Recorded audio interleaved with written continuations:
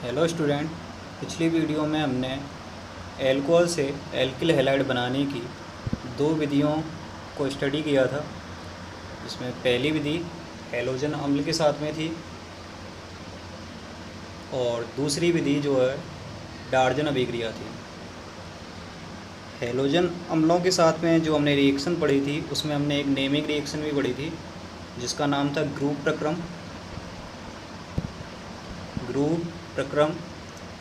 इस ग्रुप प्रक्रम में हमने एल्कोहल से एल्किल क्लोराइड बनाया था। उसको बनाने के लिए जो हमने अभिकर्मक इस्तेमाल में लिया था वो था सांद्र HCl, और इसके साथ में हमने उत्प्रेरक के रूप में निर्जल ZnCl2 का यूज किया था, जैसा कि आपको ध्यान होगा। तो आज आपको ये चीज़ याद रखनी है कि ये दोनों जो HCl और ZnCl2 होते हैं, इनका जो मिक्सचर होता है, इस मिक्सचर को हम ल्यूकास अभिकर्मक के नाम से जानते हैं। क्या बोलते हैं? ल्यूकास अभिकर्मक। इंग्लिश में ल्यूकास रिएजेंट कहा जाता है। तो आपसे पूछा जाए कि ल्यूकास रिएजेंट क्या होता है या ल्यूकास अभिकर्मक क्या होता है, तो आपको ध्यान रखना है सांद्र HCl प्लस ZnCl2 का जो मिक्सचर है, मिश्रण है, इसी को हम ल्यूकास अभिकर्मक कहते हैं। ठीक है, ग्रुप प्रक्रम में इसका हमने यूज किया है, तो वो चीज़ आपको याद रखनी है। नेक्स्ट, अब एल्कोहल से एल्किल हैलाइड बनाने की जो हम तीसरी विधि पढ़ने वाले हैं वह है फास्फोरस हैलाइड। तो फास्फोरस हैलाइड का यूज करके हम एल्किल क्लोराइड बनाएंगे। अब देखिए, फास्फोरस हैलाइड जो होते हैं वो दो तरीके के होते हैं। एक तो होता है PX3 प्रकार और दूसरा होता है PX5 प्रकार। यानी पहले में हैलोजन की संख्या या तो 3 होगी या हैलोजन की संख्या 5 होगी। दो प्रकार के फास्फोरस हैलाइड होते हैं। अब यदि हमने हैलोजन Cl ले रखा है, क्लोरीन ले रखा है, तो ये हमारा एक प्रकार बन जाएगा PCl3। इसको हम बोलेंगे फास्फोरस। 3 के लिए आएगा ट्राई और Cl के लिए आएगा क्लोराइड, तो इसका नाम हो जाएगा फास्फोरस ट्राईक्लोराइड। इसी प्रकार PCl5 की यदि हम बात करें तो PCl5 का नेम हो जाएगा फास्फोरस पेंटा क्लोराइड। तो पेंटा यहाँ 5। ठीक है, तो फास्फोरस ट्राईक्लोराइड और फास्फोरस पेंटा क्लोराइड, इन दोनों से हमें एल्कोहल की रिएक्शन करानी है और एल्किल क्लोराइड बनाना है। तो सबसे पहले PCl3 फास्फोरस ट्राईक्लोराइड की बात करते हैं। तो देखो, इस रिएक्शन में इम्पॉर्टेंट चीज़ यह है, आपको याद रखना है कि जब भी आप PCl3 के साथ में रिएक्शन कराओगे एल्कोहल की, तो आपको एल्कोहल के कितने अणु लेने हैं? 3 मोल। तो 3 मोल मॉलिक्यूल ऑफ एल्कोहल यूज होते हैं इस रिएक्शन में। ठीक है, यहाँ ऑफ इसका कोई मतलब नहीं है, गलती से लग गया है। ठीक है, तो हमें यहाँ रखना है, हमें एल्कोहल के 3 मोल लेने होते हैं। एल्कोहल अणु के आगे आपको क्या लगा देना? 3 लगा देना। ठीक है, एग्जाम्पल की बात करते हैं। जैसे कि हमने एल्कोहल में इथाइल एल्कोहल उपयोग में लिया है। फॉर्मूला क्या होता है इसका? तो CH3CH2OH। तो ये हमारा इथाइल एल्कोहल हो गया, CH3CH2OH। ठीक है, इसकी रिएक्शन हमें करानी है किसके साथ में? PCl3 के साथ में रिएक्शन करानी है, PCl3। तो जैसे ही आपको एल्कोहल दिखा और जैसे ही आपको PCl3 दिखा, तो आपको ये चीज़ याद रखनी है कि हमें कितने मॉलिक्यूल लेने हैं एल्कोहल के? तो 3 मोल लेने हैं, यानी उसके आगे हमें 3 लगा देना। ये सिंपल सी बात आपको याद रखनी है। तो यहाँ हमने रिएक्शन में लिख दिया 3CH3CH2OH प्लस PCl3। तो होगा क्या इस रिएक्शन में? तो इस रिएक्शन में आपको कुछ नहीं करना। हमने ऊपर पढ़ा था कि हमें इनमें OH को हटाना होता है और कोई भी जो हमारा हैलोजन होता है उस उस हैलोजन को उस OH की जगह पर लाना होता है। तो हमें करना क्या है कि ये PCl3 के जो Cl हैं, इनको तो हम OH की जगह पर ले आएंगे और ये जो OH हैं उसको हम Cl की जगह पर ले आएंगे। तो सिंपल सी ये बात है। तो हम जब Cl को इधर लेकर के आएंगे तो क्या बन जाएगा? ये बन जाएगा अपना 3CH3CH2Cl। OH की जगह पर कौन आ गया है? Cl आ चुका है। Cl3 नहीं होगा नीचे, क्योंकि आगे जो है वो 3 से मल्टीप्लाई पहले से ही हो रहा है। तो प्रोडक्ट क्या बनेगा 3, यानी 3 मॉलिक्यूल बनेंगे इसके, CH3 CH2 Cl ये बनेगा। ठीक है, अब CH3 CH2 इसको हम क्या बोलते हैं इथाइल, पीछे Cl लगा हुआ है तो Cl को हम क्या बोलेंगे क्लोराइड। तो ये इसका सामान्य नाम है, IUPAC नाम नहीं है। IUPAC नाम क्या होगा आप कमेंट में बताएं। अब हमने क्या किया, OH को जो है वो Cl की जगह पर लेकर के आए। तो जब OH Cl की जगह पे आएगा, यानी फास्फोरस तो अपने पास में एक है ही है, OH यहाँ पर आ रहे हैं, तो OH बताओ कितने हुए। तो देखो यहाँ आगे 3 का गुणा हो रहा है तो OH भी कितने होंगे 3 होंगे। तो यानी क्या बन गया POH का होल 3। तो हम इसको ऐसे भी लिख सकते हैं, लेकिन जो सही तरीका होता है इसका जो फॉर्मूला बनता है वो क्या होता है, तो हम क्या करते हैं जो कोष्टक में है उनको शुरू में, यानी हाइड्रोजन को सबसे पहले और ऑक्सीजन को लास्ट में लिखते हैं, जो फास्फोरस है उसको बीच में लिख देते हैं। तो टोटल हाइड्रोजन हमारे पास में कितने हैं 3, तो यहाँ हमने लिख दिया H3। फिर बीच में क्या लिखना है फास्फोरस, और उसके बाद में क्या लिखना है ऑक्सीजन, ऑक्सीजन भी कितने होंगे 3। तो ये फॉर्मूला बन गया H3PO3। तो याद रखना है आपको H3PO3, H3PO3 ये भी एक अम्ल है और इसका नाम क्या होता है फास्फोनिक एसिड। याद रखें फास्फोनिक एसिड। पिछली वीडियो में हमने एक और अम्ल पढ़ा था जिसका नाम था फास्फोरिक एसिड। क्या था फास्फोरिक एसिड, फास्फोरिक एसिड। ठीक है, तो उसका फॉर्मूला क्या होता है, तो फास्फोरिक एसिड होता है H3PO4। तो यदि PO4 होगा तो फास्फोरिक पीछे रिक लगाना है, और यदि 3 होगा यानी H3PO3 होगा तो उसको हम बोलते हैं फास्फोनिक एसिड। तो ये चीज़ आपको ध्यान रखनी है। ठीक है, तो ये क्लियर होता है। कोई भी एल्कोहल है उसकी आप रिएक्शन PCl3 के साथ में कराओगे तो एल्किल क्लोराइड तो डेफिनेटली बनेगा ही बनेगा, क्योंकि उसके पास में Cl है तो वो Cl ही देगा। तो क्या बनेगा एल्किल क्लोराइड बनेगा। लेकिन ये भी पक्की बात होती है कि PCl3 के साथ में H3PO3 यानी फास्फोनिक एसिड बनता ही बनता है, चाहे एल्कोहल कोई भी ले रखा हो आपने। तो ये चीज़ आपको याद रखनी है, PCl3 के साथ में रिएक्शन करवाओगे ऑलवेज एल्किल क्लोराइड बनेगा, साथ में फास्फोनिक एसिड यानी H3PO3 बनेगा। ठीक है, और PCl3 के साथ में हमेशा कितने मॉलिक्यूल लेने पड़ेंगे 3। किसके लेने पड़ेंगे एल्कोहल के लेने पड़ेंगे। ठीक है, देखो अब अगला अपना फास्फोरस हैलाइड है, उसके लिए हम बात करें तो ये है PCl5। पूरा नाम क्या होता है फास्फोरस पेंटाक्लोराइड। ठीक है, अब यदि हम एल्कोहल की रिएक्शन PCl5 से कराएं तब कितने एल्कोहल के मॉलिक्यूल लें 5 नहीं, 5 नहीं लेने होते हैं। कितने लेने होते हैं ओनली 1। ठीक है, केवल 1 मोल मॉलिक्यूल एल्कोहल के यूज किए जाते हैं यदि हम PCl5 के साथ में रिएक्शन करा रहे हैं। तो ये बात हमें याद रखनी है, PCl3 में 3 मोल लेते हैं जबकि PCl5 में 1 मोल लेते हैं। ठीक है, सिंपल सी बात। अब PCl3 के साथ में क्या बनता है वो प्रोडक्ट कंपलसरी है H3PO3 बनता है। इसी प्रकार PCl5 के साथ में क्या बनता है को प्रोडक्ट, तो वो याद रखना है आपको POCl3 बनता है। इसका नाम क्या होता है, तो इसका नाम होता है फास्फोरस। O के लिए आता है ऑक्सी और Cl के लिए आता है क्लोराइड। तो फास्फोरस ऑक्सी क्लोराइड होता है। ठीक है, अब ये बना कैसे कहाँ से आता है, किस तरीके से PCl5 रिएक्शन करता है, तो देखो वो समझो। तो इसमें हमें करना क्या होता है, तो कोई भी एल्कोहल है, ठीक है, तो उसकी रिएक्शन हमें PCl5 के साथ में करवानी है। तो देखो इसमें हमने क्या किया है कि PCl5 जो है उसको हमने इस तरीके से लिखा हुआ है कि PCl3 3 Cl तो हमने इनके साथ में जोड़ करके लिखे हुए हैं, ठीक है, मिला करके, जबकि 2 Cl जो हैं उनको हमने साइड में ऐसे करके निकाल करके दिखा दिया है। यानी ये पांचों Cl फास्फोरस से ही जुड़े हुए हैं, अलग नहीं है, लेकिन 2 Cl को अपनी सुविधा के लिए रिएक्शन में, ताकि हमें क्लियर दिखे कि अपने प्रोडक्ट क्या बनने वाले हैं, उसको हम आसानी से समझ पाएँ, तो इस प्रकार से हम PCl5 को लिख लेते हैं। ठीक है, 3 Cl को फास्फोरस के संग में लिखते हैं, जबकि 2 Cl को उनके right hand and left hand side में निकाल करके बाहर लिख देते हैं। ठीक है, लिखने का तरीका किस तरीके से होगा तो वो चीज़ समझ लीजिए। अब एल्कोहल हमें लिखना है तो कोई भी एल्कोहल होगा तो एल्कोहल में क्या होता है ROH।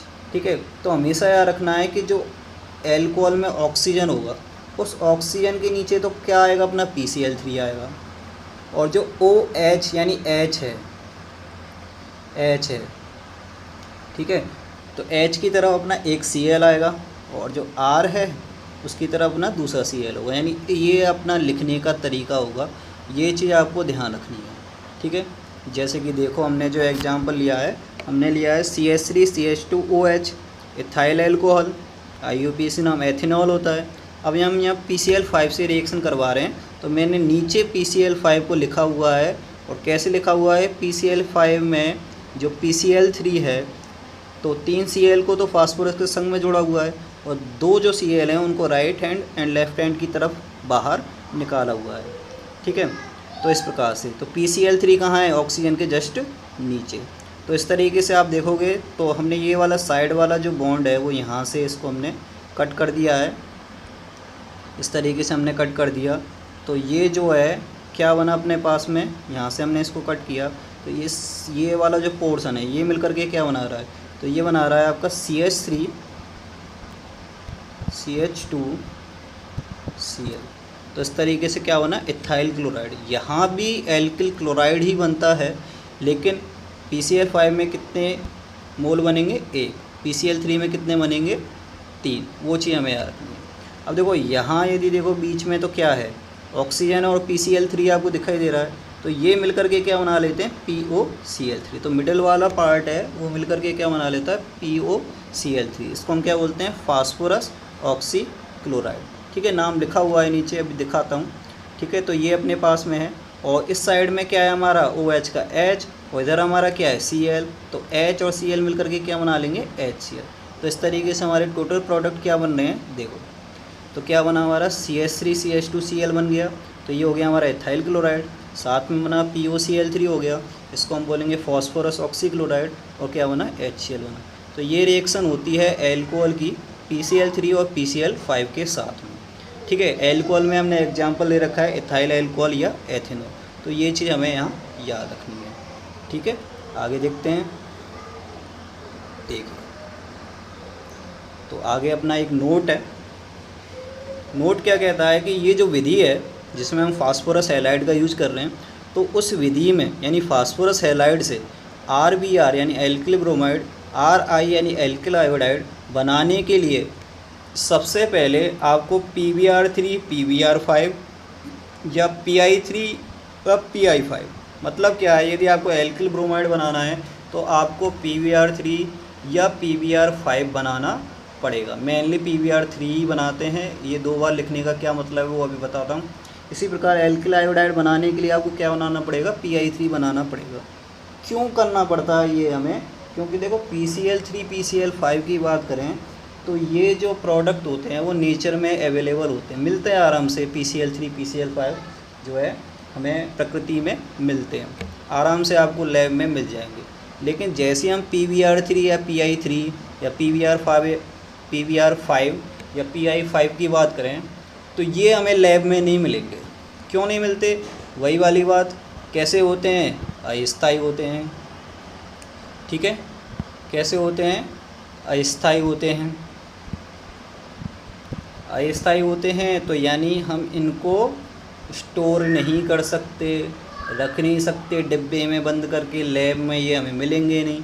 अब लैब में मिलेंगे नहीं तो क्या करोगे, कैसे बनाओगे तुम, तो इसलिए आपको साथ के साथ इनको बनाना पड़ेगा। ठीक है, अब कैसे बनाएंगे तो वो देखो। तो इनको बनाने के लिए हम क्या करते हैं, तो इनको बनाने के लिए हम फास्फोरस का यूज करते हैं। ठीक है, अब फास्फोरस के 3 अपर रूप होते हैं, श्वेत फास्फोरस, लाल फास्फोरस और काला फास्फोरस। तो हम यहाँ पर इसकी रिएक्शन जो है हम फास्फोरस से कराते हैं। ये चीज़ आपको याद रखनी है, फास्फोरस नेचर में किस फॉर्म में पाया जाता है, P4 अवस्था में। ठीक है, फास्फोरस का जब भी आप फॉर्मूला लिखोगे तो क्या लिखोगे, P4 लिखोगे। और ये जो फास्फोरस है वो कौन सा फास्फोरस का अपर रूप हमने लिया है, श्वेत। तो हम श्वेत फास्फोरस से रिएक्शन करवा रहे हैं। तो यदि मुझे एल्किल ब्रोमाइड बनाना है तो मुझे PbR3 बनाना पड़ेगा। तो वो बनाने के लिए हम क्या करेंगे, P4 की रिएक्शन किससे करा देंगे, ब्रोमीन से करा देंगे।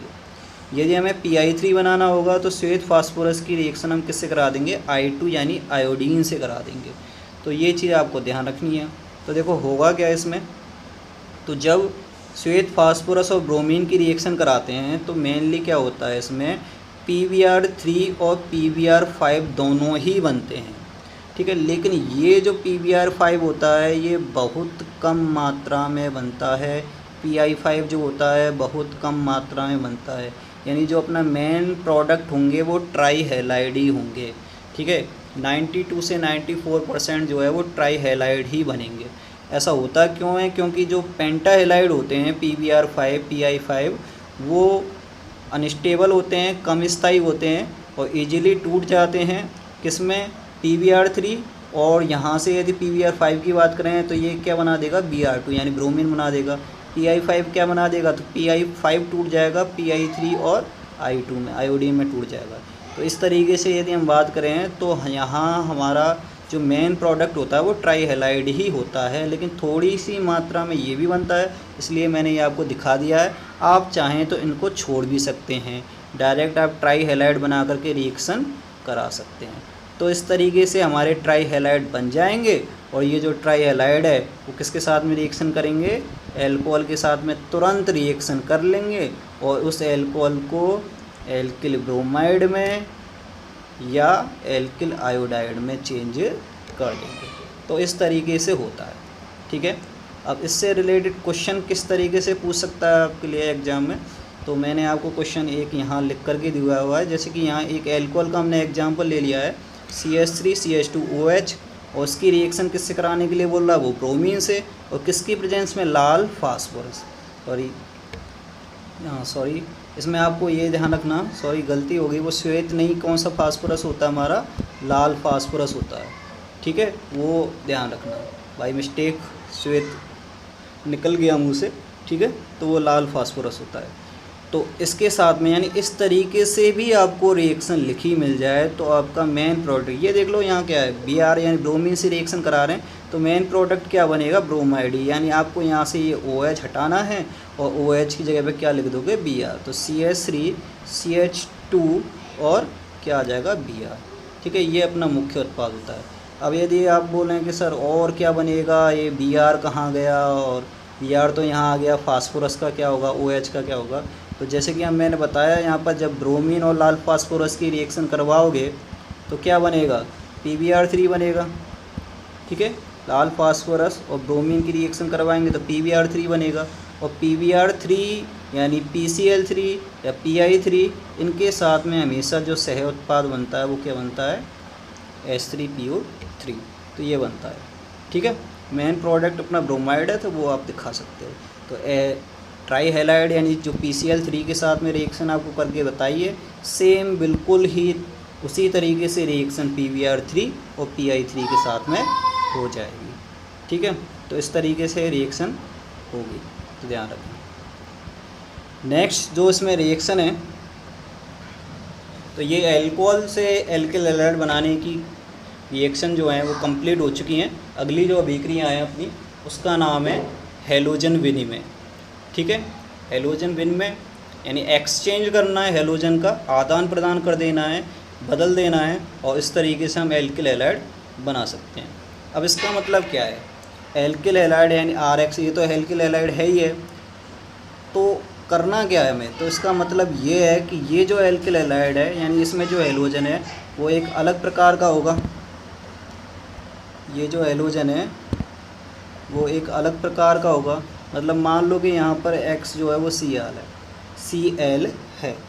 अब मैं ये चाहता हूँ कि यहाँ एल्किल क्लोराइड की जगह पे क्या बन जाए, Br बन जाए। यहाँ मैंने X डैश लगा रखा है, इसका मतलब ये दोनों हैलोजन कैसे हैं, अलग अलग हैं। तो मैं ये चाहता हूँ कि यहाँ ये Br बन जाए या I बन जाए, यानी मैं एल्किल क्लोराइड से एल्किल ब्रोमाइड या एल्किल आयोडाइड बनाना चाहता हूँ। तो इसमें हम क्या करेंगे, हैलोजन की अदला बदली कर देंगे, यानी Br अथवा I को Cl की जगह पर, और इस Cl को इन दोनों में से किसी एक की जगह पर पहुंचा देंगे, यानी एक्सचेंज कर देंगे। तो जिससे कि हमारा एल्किल क्लोराइड एल्किल ब्रोमाइड में या एल्किल क्लोराइड एल्किल आयोडाइड में बदल जाता है। इसी को हम बोलते हैं हैलोजन विनिमय। ठीक है, तो यहाँ मैंने आपको दिखाया हुआ Rx और Rx डैश करके कि यहाँ Rx है यानी कोई एक हैलोजन है, और यहाँ पर क्या हो गया Rx डैश हो गया, मतलब इस वाले हैलोजन की जगह पर कोई दूसरा हैलोजन आ गया। तो इसी रिएक्शन को ही हैलोजन विनिमय कहा जाएगा। ठीक है, अब कौन से एग्जाम्पल हैं इसमें, तो 2 रिएक्शन है इसकी इम्पोर्टेंट हैलोजन विनिमय में, बहुत ही इम्पोर्टेंट अभिक्रिया है। तो पहली अभिक्रिया का नाम है फिंकेल्स्टाइन अभिक्रिया। क्या नाम है? फिंकेल्स्टाइन अभिक्रिया। नाम से घबराने की ज़रूरत नहीं है, नाम में इस रिएक्शन में करना क्या है वो आपको याद रखना है, नाम तो पेपर में आ जाएगा। ठीक है, फिंकेल्स्टाइन अभिक्रिया क्या होती है? तो देखो फिंकेल्स्टाइन अभिक्रिया में सबसे इम्पोर्टेंट बात है कि आपको इसमें क्या बनाना होता है, Ri। ठीक है, एक एल्किल हैलाइड लेना है, उसको आपको किस में चेंज करना, Ri में, यानी एल्किल आयोडाइड में बदल देना है। और जो दूसरी अभिक्रिया जो इसमें हम पढ़ेंगे उसका नाम है स्वार्ट अभिक्रिया। ठीक है, कौन सी अभिक्रिया है? स्वार्ट अभिक्रिया। तो इस अभिक्रिया में क्या बनाया जाता है? एल्किल फ्लोराइड बनाया जाता है। ये चीज़ आपको सबसे पहले याद करनी है। फिंकेल्स्टाइन अभिक्रिया में क्या बनेगा? एल्किल आयोडाइड बनेगा, और स्वार्ट अभिक्रिया में क्या बनता है? एल्किल फ्लोराइड बनता है। ठीक है, अब कैसे बनता है तो बात करें सबसे पहले फिंकेल्स्टाइन अभिक्रिया। तो फिंकेल्स्टाइन अभिक्रिया में एल्किल हैलाइड एल्किल आयोडाइड में बदलेगा। ठीक है, तो इस अभिक्रिया में हम क्या करेंगे, कोई भी एल्किल हैलाइड ले लेंगे, जैसे कि यहाँ पर मैंने ले रखा है CH3CH2Cl। ठीक है, तो कोई भी आप ले सकते हैं, CH3CH2Br भी ले सकते हैं। ठीक है, क्या नहीं लोगे तो आप इसमें फ्लोराइड नहीं लोगे और आयोडाइड नहीं लोगे। आयोडाइड क्यों नहीं लेंगे, यही तो हमें बनाना है, तो इसको लेकर के क्या करोगे फिर, तो ये तो आएगा ही नहीं क्योंकि आयोडाइड तो बनाना ही होता है। फ्लोराइड क्यों नहीं लेते, तो वही वाली बात, फ्लोराइड जब इसके साथ में बॉन्ड बनाएगा इसकी विद्युत ऋणता बहुत ज़्यादा होती है, तो फ्लोराइड जो बंध बनाता है वो बहुत मजबूत प्रकृति के होते हैं, वो आसानी से टूटते नहीं हैं। अब बंध टूटेगा नहीं तो फिर फ्लोराइड की जगह पर कोई दूसरा हैलोजन कैसे आएगा, इसलिए फ्लोराइड और आयोडाइड हमें नहीं लेने। आपका क्लोराइड हो सकता है, ब्रोमाइड हो सकता है। ठीक है, तो ये हम एल्किल हैलाइड यूज कर सकते हैं। अब इस रिएक्शन में हमें क्या करना होता है, तो इस एल्किल हैलाइड की अभिक्रिया हमें सोडियम आयोडाइड NaI के साथ में कराते हैं। ठीक है, सोडियम आयोडाइड के साथ में कराते हैं, और किसकी उपस्थिति में कराते हैं? एसीटोन।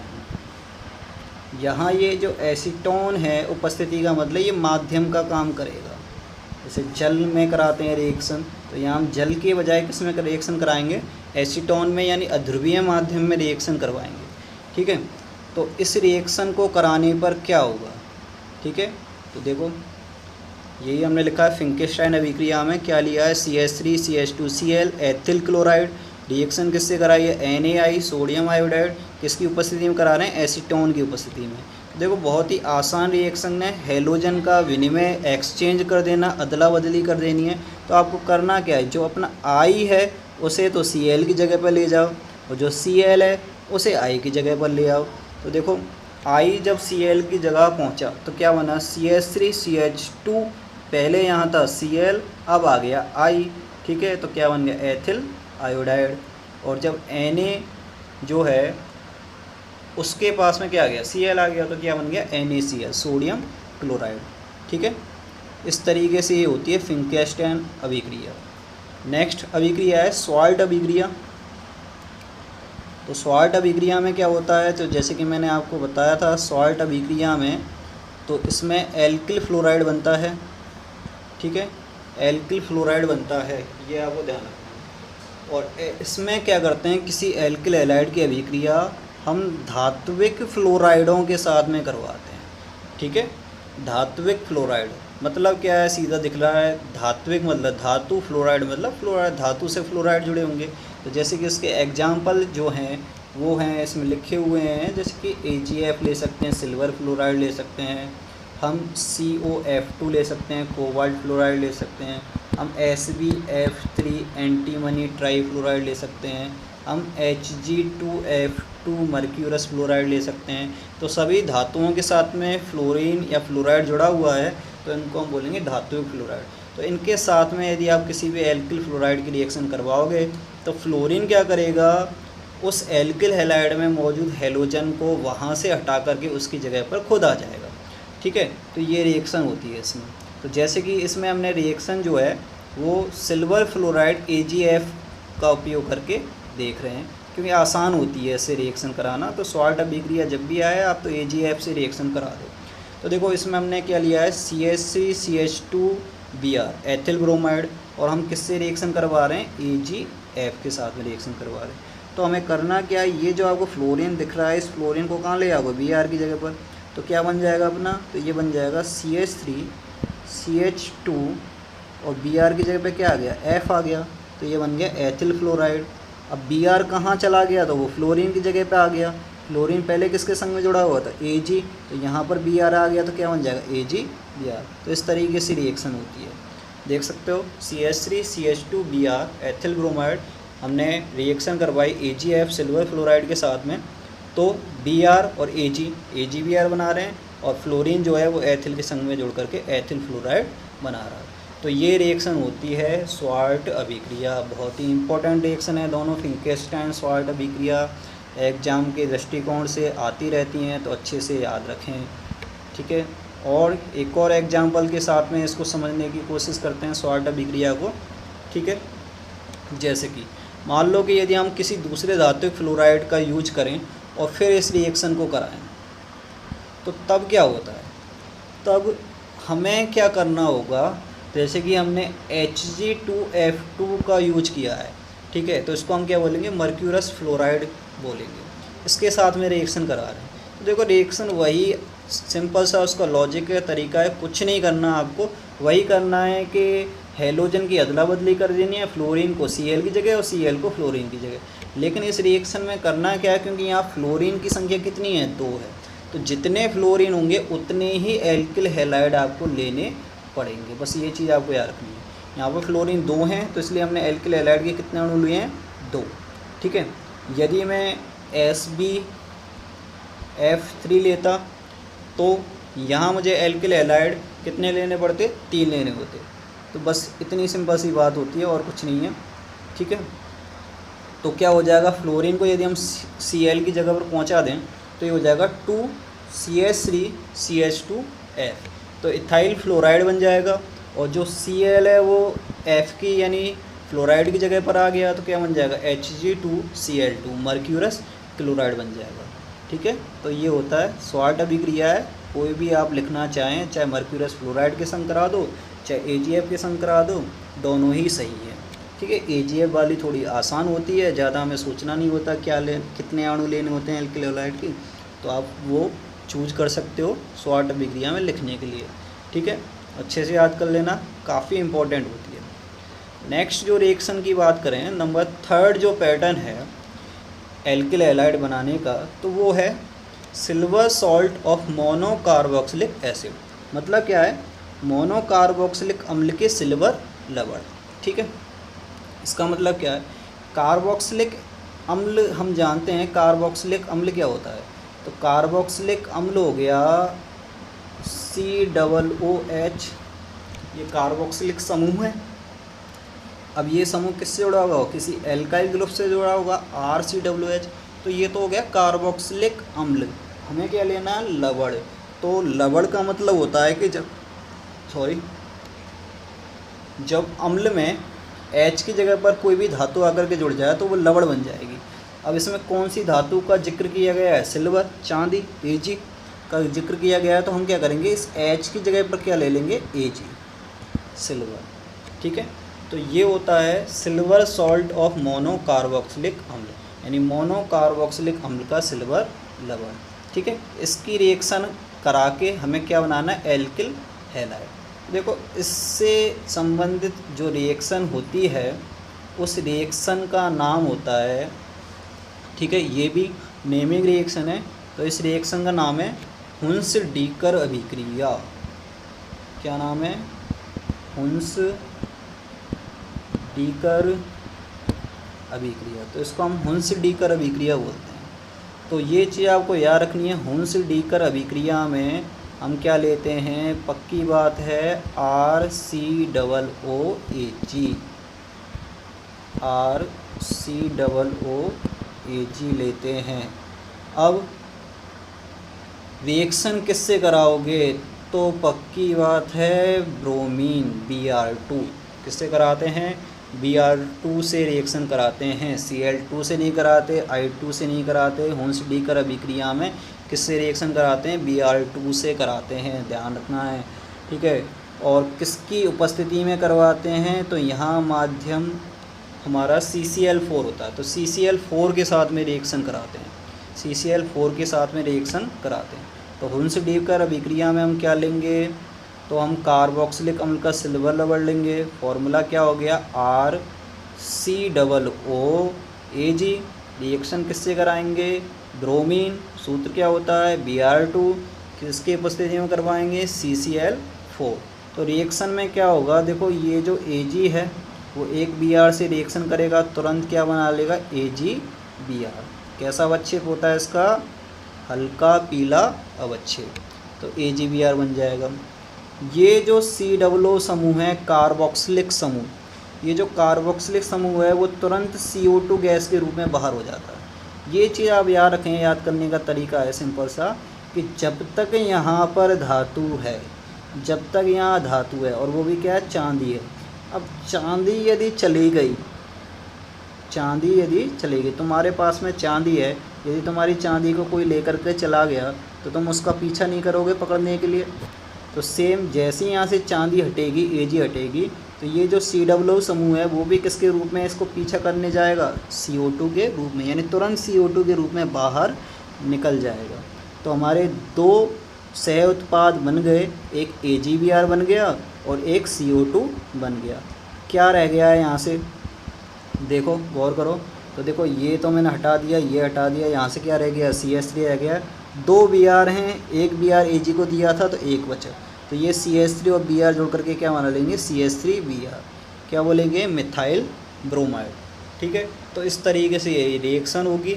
यहाँ CH3COOAG जो है इसको हम क्या बोलते हैं? सिल्वर एसीटेट बोलते हैं। ये इसका सामान्य नाम है, याद रखें, सिल्वर एसीटेट। काम आएगा बहुत आगे भी, तो सीधा याद रखें फॉर्मूला। सिल्वर एसीटेट का मतलब क्या होता है? CH3COOAG। तो ये सिल्वर एसीटेट है।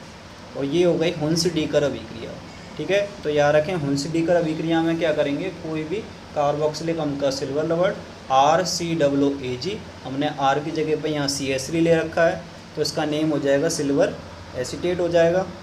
और जब सिल्वर एसीटेट की रिएक्शन ब्रोमीन के साथ में CCl4 की उपस्थिति में करवाएंगे तो Ag निकलेगा बगल वाले Br के साथ, AgBr के साथ में रूप में। और जैसे ही Ag हटेगा तो COO जो है वो CO2 के रूप में बाहर निकल जाएगा, ठीक है। क्या रहेगा? CH3 बचेगा, एक Br बचेगा, वो CH3Br बना देगा। यानी मैं बोल सकता हूँ कि हुन्स-डीकर रिएक्शन में केवल और केवल एल्किल ब्रोमाइड बनते हैं। डार्जन अभिक्रिया में क्या बनता है? बताना कमेंट में। डार्जन अभिक्रिया में क्या बनता है ऐसी, ठीक है। नेक्स्ट अगली रिएक्शन जो है वह है हमारी प्राइमरी एमाइंस से। प्राइमरी मतलब 1 डिग्री एमाइंस यानी एमीन। 1 डिग्री एमीन या एमाइंस को हम किससे प्रदर्शित करते हैं? RNH2, यानी RNH2। ये 1 डिग्री एमीन हो गए, ये RNH2 है हमारे पास में, RNH2। अब CH3NH2 हो सकता है, CH3CH2NH2 हो सकता है, कुछ भी हो सकता है। अब मैं ये चाहता हूँ कि ये हैलाइड, ये जो NH2 है, ठीक है, एमीन है, इसको हम एल्किल हैलाइड में बदलना चाहते हैं। और वो भी कौन सा? कि क्लोराइड में बदलना चाहते हैं। यानी मैं ये चाहता हूँ कि इस NH2 की जगह पे NH2 हट जाए, उसकी जगह पर क्या आ जाए? Cl आ जाए, क्लोराइड आ जाए। तो क्या करें कि हम एमीन को, 1 डिग्री एमीन को एल्किल क्लोराइड में बदल दें। तो बहुत इंपॉर्टेंट रिएक्शन है ये भी, ठीक है। तो ध्यान रखनी है आपको, 1 डिग्री एमीन आपको कहीं भी दिख गया, उसको आपको एल्किल क्लोराइड में बदलना है।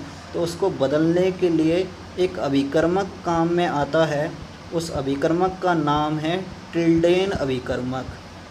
कौन सा अभिकर्मक है? टिल्डेन अभिकर्मक। ठीक है, तो कहीं भी RNH2 हो, 1 डिग्री एमीन हो, और 1 डिग्री एमीन से हमें RCl बनाना है, एल्किल क्लोराइड बनाना है, तो हमें टिल्डेन अभिकर्मक का उपयोग करना होता है। ठीक है, 2 अभिकर्मक आपको बता चुका हूँ अब तक। ल्यूकास अभिकर्मक शुरू में ही बताया था। ठीक है, सांद्र HCl प्लस ZnCl2 ल्यूकास अभिकर्मक। दूसरा अभिकर्मक है टिल्डेन अभिकर्मक। टिल्डेन अभिकर्मक का सूत्र क्या होता है? तो NOCl। याद रखें, ये अभिकर्मक पूछ लिए जाते हैं तो नाम से आपको याद रखना है। टिल्डेन अभिकर्मक क्या होता है? NOCl। ये टिल्डेन अभिकर्मक है। इसका जो रासायनिक नाम होता है वह होता है नाइट्रोसिल क्लोराइड। ठीक है, क्या होता है? नाइट्रोसिल क्लोराइड होता है। देखो,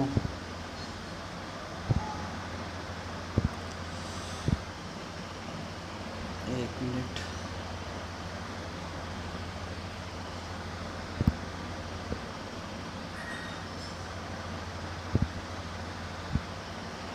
देखो ये लिखा हुआ है यहाँ पर नाइट्रोसिल क्लोराइड। और नाइट्रोसिल क्लोराइड रासायनिक नाम है, किस नाम से जाना जाता है? तो ये टिल्डेन रिएजेंट या टिल्डेन अभिकर्मक के नाम से जाना जाता है। ठीक है, अब NOCl जो है, NOCl जो है, इसको हम कैसे लिख सकते हैं? ठीक है, NOCl को हम कैसे लिख सकते हैं? तो देखो हम क्या करेंगे, नाइट्रोजन से क्या जुड़ा है? ऑक्सीजन जुड़ा हुआ है, Cl जुड़ा है, तो मैंने यहाँ लिख दिया नाइट्रोजन। एक तरफ लिख दिया मैंने ऑक्सीजन, दूसरी तरफ लिख दिया मैंने Cl। ठीक है, अब बताओ Cl की संयोजकता कितनी होती है? 1, तो यानी ये कितने बॉन्ड बनाएगा? 1, तो यानी मैं ऐसे लिख सकता हूँ। दूसरा, ऑक्सीजन की संयोजकता कितनी होती है? 2, तो यानी ये कितने बॉन्ड बनाएगा? 2। तो हम NOCl को इस तरीके से भी लिख सकते हैं। ये NOCl की क्या हो गई? स्ट्रक्चर हो गई, ऐसे हो गए, तो इस तरीके से हम लिख सकते हैं। ठीक है, तो जैसे कि हमने यहाँ नीचे लिखा हुआ है रिएक्शन में, देखें। ठीक है, तो CH3CH2NH2 इसको हम क्या बोलते हैं? इथाइल एमाइन या एथिल एमीन बोलते हैं। और ये जो हमारा टिल्डेन रिएजेंट है NOCl, इसको हमने ओपन करके इसकी संरचना को लिख दिया है। ठीक है, तो क्यों लिखा? क्योंकि हमें दिख जाए ये ऑक्सीजन। इधर लिखने का मतलब क्या है? इधर है एक साइड में आपके राइट हैंड में ऑक्सीजन है और लेफ्ट हैंड में आपको हाइड्रोजन दिख रहा है। हाइड्रोजन ऑक्सीजन है, तो इसका मतलब क्या? पानी निकालना है, वाटर बनाओ। ठीक है, तुरंत तो यहाँ से क्या होगा? ये जो H2O है वो यहाँ से बाहर निकलेगा। H2O को यहाँ से आप बाहर निकाल दोगे, तुरंत H2O बाहर निकल गया। ठीक है, ये नीचे की तरफ H2O बाहर निकल गया है। अब देखो गौर से, यहाँ ये क्या बचा है? यहाँ पर ये नाइट्रोजन बचा है, और दूसरी तरफ ऑक्सीजन के बगल में कौन है? ये नाइट्रोजन है। तो 2 नाइट्रोजन यदि मौजूद हैं तो कौन सी गैस बन जाएगी? N2 nitrogen gas. ठीक है, तो सबसे पहले क्या होगा? इसमें H2O निकल जाएगा और कौन सी गैस निकल जाएगी? N2 gas. अब क्या बचा है हमारे पास में? हमारे पास बचा CH3H2 और दूसरी साइड में क्या बचा है? Cl। ठीक है, तो ये मिल करके बना लेगा CH3CH2Cl plus N2 plus H2। ठीक है, क्या बना? CH3CH2Cl plus N2 plus H2। ठीक है, तो इस तरीके से 1 डिग्री एमीन से यदि आपको कहीं भी एल्किल क्लोराइड बनाना है, RCl बनाना है, आप किसका यूज करेंगे? Tilden reagent. टिल्डेन रिएजेंट क्या होता है? NOCl। ठीक है, RNH2 से रिएक्शन करवाओगे तो NH2 का जो H2O है वो तो H2O के फॉर्म में निकाल दो, नाइट्रोजन जो है वो N2 के फॉर्म में निकाल दो, और Cl जो भी हमारा एल्काइल ग्रुप है उसके साथ में जोड़ दो, तो इस प्रकार से एल्काइल क्लोराइड बन जाए।